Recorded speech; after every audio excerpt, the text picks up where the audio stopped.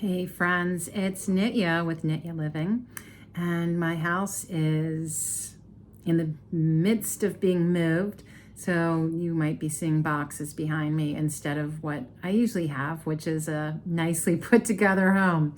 And in the midst of moving this week, I thought I would just drop in because I wasn't planning on watching the movie Blonde featuring Ana DeArmas on Netflix, but then I heard a review on NPR. And I have to say, I watched it. It was very long. It's almost 3 hours. It was really, really good. And it gave me kind of a fresh perspective. And I think part of that fresh perspective is that the Me Too movement, I think for me, obviously I can only speak for myself. Personally, it feels like we have permission to tell the stories that we didn't even know that we could tell before the Me Too movement. There was a status quo that women just put up with certain things, certain behavior, certain language, whatever. And as I'm watching this film, it's just, Anna did such a brilliant job. Because, it really takes you into the psyche of this woman. And of course, Marilyn Monroe isn't alive to share with us, obviously, what really went on. But I will say this, when you look at someone's astrology, you know. And sometimes people have their astrology done and they're not comfortable with it, because they realize that somebody can see under the hood. That's what I call it, under the hood. Can see the mechanics of your personality, your faults, your flaws, your gifts, maybe even the things that you're afraid to show that shine so brightly inside of you. So I delved into this. Now, this sweet woman was born June 6, 1926. That was almost 100 years ago. 9:30 in the morning. There was no daylight savings time to adjust to. Typically, you always adjust. You fall back an hour to take into account daylight savings time. So that's something to always consider. Anyway, this woman is born on the day or the year of a Yang fire tiger, yin water snake month, a day of a yin metal rooster, and the day of the yin water snake. I know, I haven't done this on purpose. It's just the theme of the year. Who knows, maybe next year all my charts will just be full of rabbits.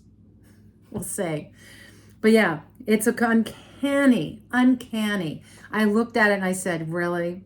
So yes, she's born in the year of a tiger with 2 snakes. And there's more to this. Oh my gracious.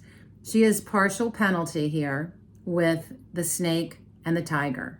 And we've seen this with Anne Hesh, Olivia Newton-John, the list goes on. So let's break this down. First of all, if we look at her, who she was, the day pillar is a yin metal rooster. Rooster itself is yin metal, which means that her closest, most intimate relationships she saw as equals to herself, which at that time was not so. But what she really longed for was a love that was more than anything a friend. And one of the takeaways that I got from this story was that she appeared to me as someone who was constantly looking for safety and people she could trust in a world that had failed her from the very beginning. She had a mother that was horrifically mentally ill and a father that abandoned her. And I think the mother probably came up with all manner of stories So yin metal is beautiful. It is sparkling. It is shiny. It is jewels and gold and silver and glitter and stars. It's just the sweetest, most beautiful energy. So that makes sense. And the rooster is someone who loves to sing, somebody who loves to flaunt their colors and be heard. And for her, nobody was really listening to her. Only when she was playing a character. Even Marilyn Monroe isn't her real name. It was a character created by the movie industry. Can you imagine if your job gave you a different name and told you this is how you have to behave? This is what is expected of you. Crazy, right? So we have that. We have a yang fire. Wow, what a tiger, right? There's a lot of sensuality in this chart, especially with two snakes. Tigers are very independent. They have their own pace that they like to move in. And the snake showing up and not only that, but both her month and hour are exactly the same. Yin water. Snake is yang fire. So this is smoky. This is sultry. The fact that her hour has this energy of yin water touching yang fire, it really is sizzling. This is where all of that sex appeal comes from. Snakes are very sensuous, intuitive, deep feeling. They prefer, though, to be in the background. Snakes do not like to be out front. Think about the actual animal of a snake, right? And the rooster, which is herself, kind of was there, wanting to be heard, wanting to sparkle and shine. And so that's an interesting kind of dynamic going on there. There's this sex appeal, this sparkly sex appeal that's all happening in here, right? And yet the snake is pulling her back. And you put all of that together and it really radiated in her, in the way that she carried herself. There was this part of her that was out and on display, and this other part of her that was, in her work, pulling back all at the same time. The resistance, right? And with that resistance, you throw in the tiger that's like wants to be out on its own. This woman was not on her own. She was owned. So then you add two snakes with a tiger is a big punishment going on in her chart that she had to live with. And living with this meant that she was always at risk of being harmed in some way. She was not safe. So you just boil it down to that. Somebody with this punishment isn't safe. The likelihood of them getting sick, the likelihood of them having accidents, the likelihood of them being harmed, of being sued, of having legal woes, all of this stuff. It's for someone who has a chart like this, you have real karma to work through in relation to legal matters, which you can tie in with financial matters, health issues that you can tie into safety issues. All right, so if we look then at her career, the yin water is a creative energy for somebody that has metal.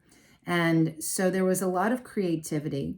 And this was creativity like the ability to manifest, to produce things, to create things that were beautiful. And I'd like to think on some level she was having fun singing and acting. In her career, we also see all of her responsibilities, not just to her work, but it being tied in, interestingly enough, with her husband, whoever her husband or boyfriend or lover was. I want to jump over to the other snake that's also showing the mother, and how her mother was very much tied in with the duties of her family, broken as it was. And the fact that underneath the hood of the snake is harm to the father. And there's a suggestion that the mother's craziness drove him away. Who knows? And there's also the seed of the mother. So, as abusive as she was, at the heart, there's a woman trying to be a mother. I would imagine having a mental illness and trying to be a parent is an impossible task and truly tragic. So then, if we move to looking at her strength, how strong was she? There is 1, 2, 3, 4. She was actually balanced in her yin yang. And that's what you want. You want a balance of those, of the masculine and the feminine, right? Even though it's interesting, again, how she was portrayed as so feminine. And that really comes up. It's like, even though she wasn't so feminine, she was balanced. That sensuality of the snake kind of, I think, emphasized that. And maybe in that gave her it was easier for her to be portrayed as being more submissive than she really was. Her first luck cycle shift was when she was a year old, the year that she would have been turning 2. And January 15th. So she was about a year and a half old. And this broke her away from her natal connection, energetic connection to her mother. And when this happens, and I think that she was like a grade school age when her mother was put in an insane asylum.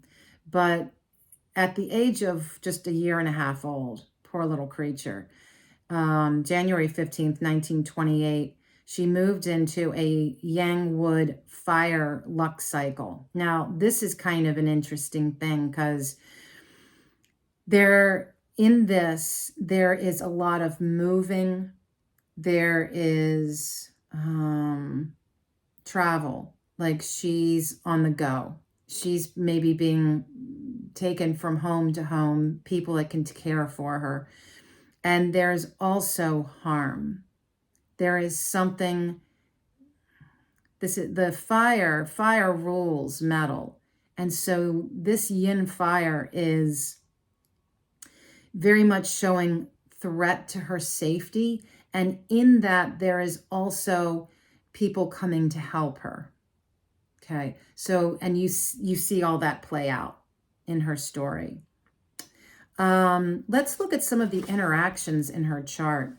Besides the obvious punishment, her first luck cycle, the horse combines with her snakes in a seasonal semi-trio of fire. And then the horse also has a semi-trio to her tiger. And so there's a lot of fire in her chart in this first stage of ages 1 to 10. And all of that fire, for someone who is pretty strong with her own metal energy, but has very little support, not surprising, very little earth in her chart. So without a lot of support and a ton of fire, which she's already strong in, like about 40% of her chart is fire. She's weak. I'll just give you the rundown. She's weak in earth, 9%, weak in wood, about 6%. This is what she controls. And this is also what supports her.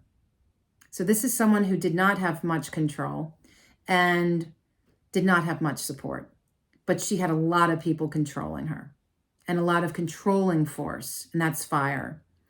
Her output, her ability to be productive is balanced at 21%. So all that being said, this first cycle brought a lot of fire, and really set the stage, I think, for someone who was powerless.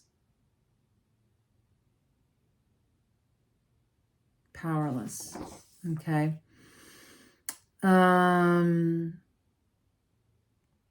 Also interesting, these two snakes that are sitting on either side of her day pillar of a rooster form a semi-metal trio. So there is that, and that is helpful to give her a little bit more strength.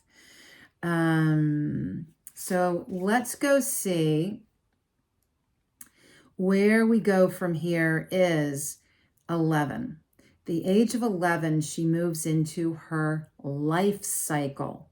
Now, it's a beautiful, unique moment in your life if your life cycle, which is a hidden pillar in your chart that tells you why you're here. What are your biggest lessons? What is the theme of this life? And this is really tragic. And I think this was kind of where her seed of despair was unrelenting. Marilyn, at the age of 11 to 20, was living out her life cycle of a yin wood sheep. The yin wood is all about the father. The father she longed to meet, the father she longed to have a connection to. She even called her husband's daddy. I mean, that broke my heart. Watching that just broke my heart. So her father was the number one person in her life, who wasn't in her life, for her to learn about, to learn from. How do you learn from something that's absent? Forgiveness, maybe. Acceptance, maybe. Yeah. Healing parent wounds can last a lifetime or more, for sure. The sheep also brings protection, and not necessarily protection so much as outside support. So there's a lot of people coming into her life between the ages of 11 to 20 that are kind of like helpers. And this is yin earth. So the earth is support. But underneath of that, there is a seed of danger. And there's love affairs with infidelity. There's health issues. There's safety issues. And there's the beginning of a career. All of that going on in this life luck cycle between the ages of 11 to 20. I don't think there were any interactions during that period, but then we move into the next luck cycle was ages 21 to 30. It's one of those things where you wonder how a person had any level of success with a chart that was so embattled. This luck cycle, 21 to 30, after she has had a luck cycle, 10 years of really very immersed in the archetype of the father and the ache that her soul and heart and being had to have that relationship, and the futility, recognizing she never would, and yet still clinging to it. Partly because her mother told her things that I think that she was hanging on to, thinking that somehow he was going to appear one day. So ages 21 to 30, she's now in a yang fire monkey. Ay. Now we have a full punishment. Monkey, snake, and tiger. And The yang fire is all about marriage. It's about lovers. It's about work. It's all the responsibilities that are big in her life. She's got also now this monkey. Now, the interesting thing is monkey is yang metal. I have no doubt she was making money, though not what she should have been.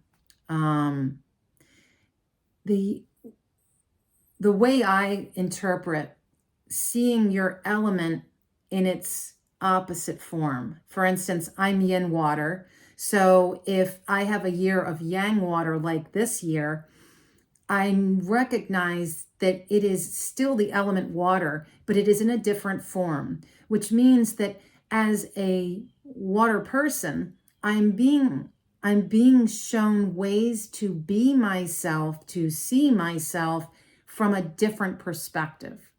So take into account that here is someone who is so controlled, and then here comes her own element, but it is in the yang form.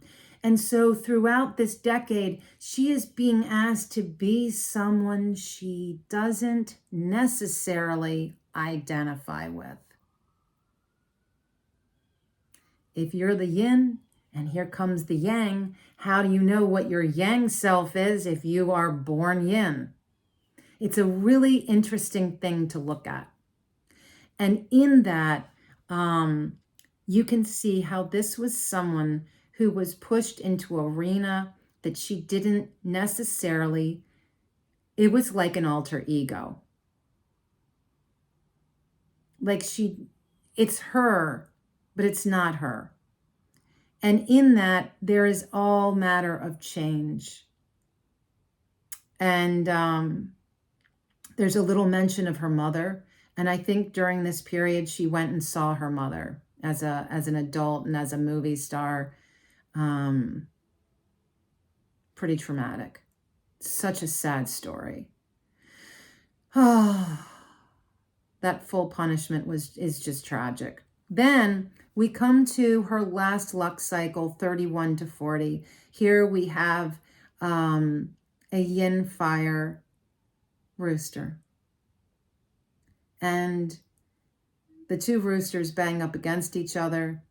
This is the yin fire is harm. It's work that's difficult. It's work that can be challenging. It's work that can be ever changing and kind of like, do it this way. No, do it that way. No, I want you to do it upside down. It's like, so there's a lot of volatility. And I would say that in this period from 31 to her death, that she was trying to identify more with herself, trying to be more independent, trying to find her allies and her support. She died August 5th, 1962. And this was a yang water tiger year in a yin fire sheep month on the day of yin wood pig. And I looked at it and saw the year being a tiger and thought, oh my gosh, it's just one complication after another. It's another punishment. It's like she can't get free. And again, it's in her chart, so she really couldn't.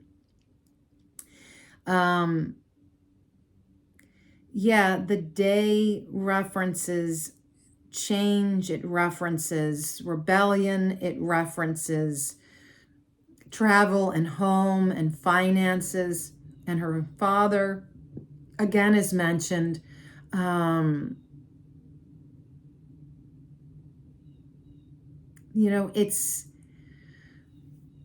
There's just like so much volatility in all of this.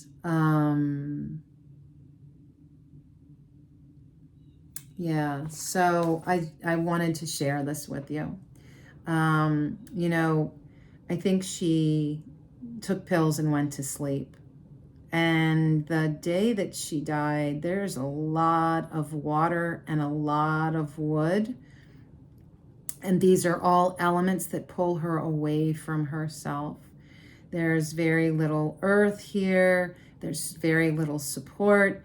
And interestingly, yeah, you know, could it have been an accident?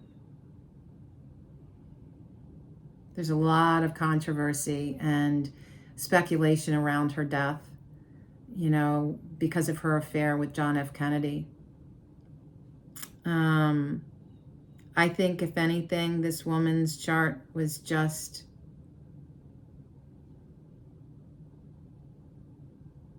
tragic. And her luck cycles didn't help. And I think at some point, you do what you need to do to feel relief. And for her, that was pills. So in a way, it feels like, for me, she went to sleep and didn't wake up. And what a relief for her to be freed from such a tragic life, and one in which she was so taken advantage of. And I highly recommend the movie on Netflix, if for nothing else, watch it with other female friends. Have a good conversation about, how the Me Too movement, how all of this narrative has given you a voice and changed your power as a woman. And power, my friends, does not mean that we have to be strong like a man. We can be strong like a woman. And women are the only ones that give birth,